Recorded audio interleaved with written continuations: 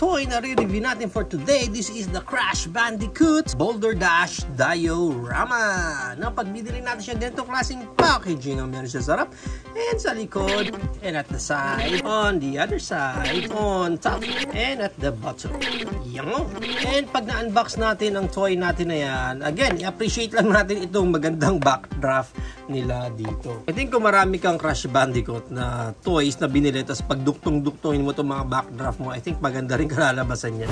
And as you can see here nga na naka-clamshell pa si Crash. Kaya, i-uncrash na natin yan. And pag na-unclam nga natin siya, first na meron tayo dito is yung kanyang parang slide or yung dito mo ilalagay mismo yung boulder niya. Pero check natin yung details. Ang ganda lang kasi may mga weathering pa silang ginawa dito sa paint niya which add up more details para dito sa ating slide. Yan. Ganda yun. Okay din. Okay din. And next we have here our Pokeball na brown na brown. No, dito Pokeball.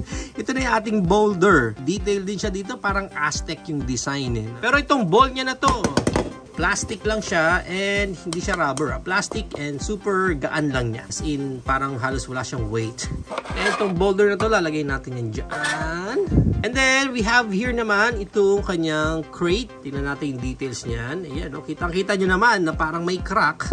May crack na dyan kasi nahihiwalay yan dyan. Oh, okay ah. I was expecting na isang buo din siya. Pero at least ano, pwede kang maglagay ng mga bagay-bagay dito sa loob. Kahit anong side mo siya isarado, same lang. So, walang pagkakaiba. So, which is good kasi pag magkakaiba yung design ng crack niya, hanapin mo pa, no? Kung gusto mo siyang ibalik, at least ito, lahat ng sides. So, kahit wala kang problem, kahit sa anong orientation gusto mo, is masasara mo yung crate niya na to. Now, let's proceed na dito sa ating main figure na si Crash. Di ko lang din sure bakit ginawa nilang punggok. I don't know, dahil nagulungan siya, kaya naging punggok na siya. Pero check natin yung details niya. Yan yung eyes niya, magkaiba ng mata. Paint niya, okay naman. Maganda nga yung paint niya sa bibig. Okay, sa ilalim. Yan siya. And sa likod.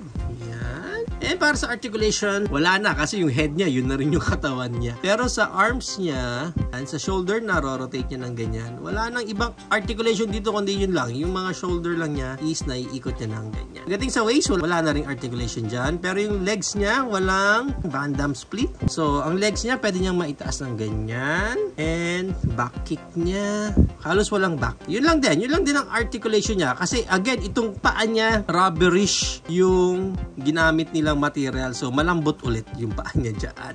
Although, at least kahit sa size niya, wala siyang problema pag itatayo mo siya. Now, para sa overall gimmick lang ng diorama natin na to, kinuha ko yung backdraft natin doon. Lalagay natin yan dyan. And then, syempre, roll over natin yan ng pagganyan. Hindi nasira yung box.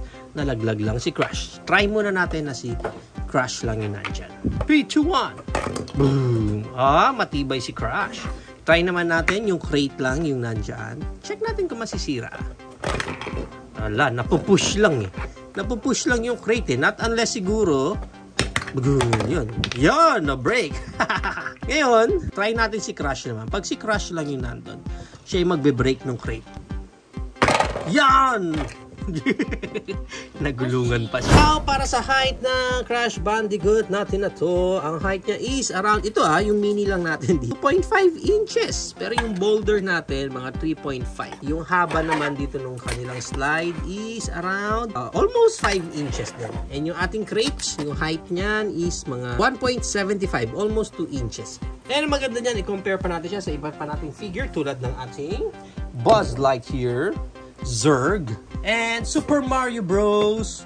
Bowser. And include na rin natin ang ating KO version na NECA, na Kong. And ang ating Hammond Collection Triceratops. Yeah. And i-compare na rin natin siya sa ating regular Crash Bandicoot version. Yan. So, ganyan ang magiging itsura nila if you will use the regular version na Crash Bandicoot. Okay, so yan ang ating high comparison. Now, ang price range ng Crash Bandicoot natin na to is around 999 pesos. So, depende na lang again kung saan kayo makakuha ng copy nyo nito or saang mall kayo makakabili or kung makukuha nyo siya ng naka-sale or super sale. So there you have it now, guys. Ito na ang ating Crash Bandicoot Boulder Dash Diorama. What do you think of this Crash Bandicoot set? Is it a go for you or a no for you? Whatever thoughts, please comment it down below. But for me, I think sa buong set, parang ito yung pinakamaayos. Kasi at least may boulder ka na dito and meron ka pang crate na makukuha. With its regular SRP price, ano, so 1,000 pesos. I think this is a good set na.